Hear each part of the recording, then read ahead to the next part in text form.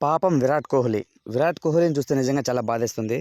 RCB టీమ్‌లో విరాట్ కోహ్లీ పాపం cup అందించలేకపోయాడు. దాని తర్వాత కెప్టెన్సీ మార్చి వచ్చారన్నమాట బెంగుళూరు వాళ్ళు. అయినా కూడా కేవలమైన ప్రదర్శనతో నిరాశ చెందుతూ ఉంది. నైట్ కూడా పాపం కోహ్లీ ఒక్కడే ఒంటరి పోరాటం ఆడాడన్నమాట. 73 బంతుల్లో 113 పరుగులు చేసి 12 ఫోర్లు, 4 సిక్స్‌లతో చాలా బాగా ఆడాడు. కానీ కొంతమంది ఇంకా కూడా విరాట్ కోహ్లీని విమర్శిస్తున్నారు. ఏంటంటే స్ట్రైక్ రేట్ సరిగ్గా లేదు. సో వన్‌డే బ్యాటింగ్ అన్నట్టు ఆడుతూ ఉన్నాడు. తన వల్లే మ్యాచ్ ఓడిపోయింది అన్నట్టు మాట్లాడుతున్నారన్నమాట.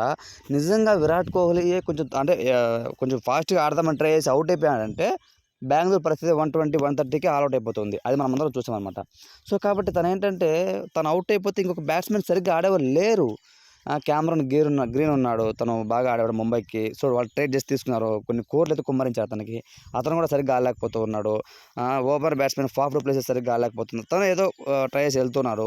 Faf du Plessis, Virat Kohli out అయిపోతే నెక్స్ట్ ఆడేవాళ్ళు మంచి బ్యాట్స్‌మెన్ ఒక్కరు కూడా మనకు కనిపించడం లేదనమాట. ఏదో మనకు ఎండింగ్‌లో దినేష్ కార్తీక్ కొద్దిగా పర్లేదనిపిస్తుంది. వీళ్ళు ముగ్గురే బౌలింగ్‌లో కనీసం ఒక్కరంటే ఒక్కరు కూడా సహకరించట్లేదు. ఇంక మరి ఎలాగా? సో, కాబట్టి విరాట్ కోహ్లీని ఇంకా విమర్శించడం ఆపేయండి. సో, తను చాలా బాగా ఆడుతూ ఉన్నాడు. తన వల్లే స్కోరు 183, 199 వస్తుందనంటే తన వల్లనే. సో, కాబట్టి అది తెలియకోకుండా చాలామంది ఏంటంటే తెలిసి తెలియక విరాట్ కోహ్లీని విమర్శిస్తున్నారు. అదంత కరెక్ట్ కాదు. సో, ఒక్కడే మ్యాచ్‌ని గెలిపివ్వాలి అంటే అది కుదరదండి. అందరూ ఆడితేనే మ్యాచెస్ గెలుస్తాయన్నమాట. ఫీల్డింగ్‌లో కూడా చాలా బాగా ఉంటాడు విరాట్ కోహ్లీ. సో, కాబట్టి తనని అనడం అంత కరెక్ట్ కాదు. బౌలింగ్ ముఖ్యంగా చెప్పాలంటే ఆర్‌సీబీ బౌలింగ్ లైనప్ అస్సలు వేస్ట్ అనమాట. కనీసం ఒక్కరు కూడా కటర్ చేసే బౌలర్స్ లేరు. స్పిన్నర్స్ సరిగ్గా లేరనమాట. సో, కాబట్టి మొత్తానికైతే చెప్పాలంటే ఆర్‌సీబీ టీము ఒక రకంగా చాలా వెనకబడి ఉంది అని చెప్పుకోవచ్చు. మంచి ప్లేయర్స్‌ని వాళ్ళు ట్రేడ్ చేసుకోలేకపోతున్నారనమాట. సో, ఆల్జర్ జోసెఫ్‌ని 8 క్రోర్స్ పెట్టి తీసుకున్నారు. అతను కూడా ఏం పెద్దగా పెర్ఫార్మ్ చేయట్లేదనమాట. సో, ఒక విరాట్ కోహ్లీ ఒక్కడే ఉంటే సరిపోదు. అందరూ కూడా ఆడాలి.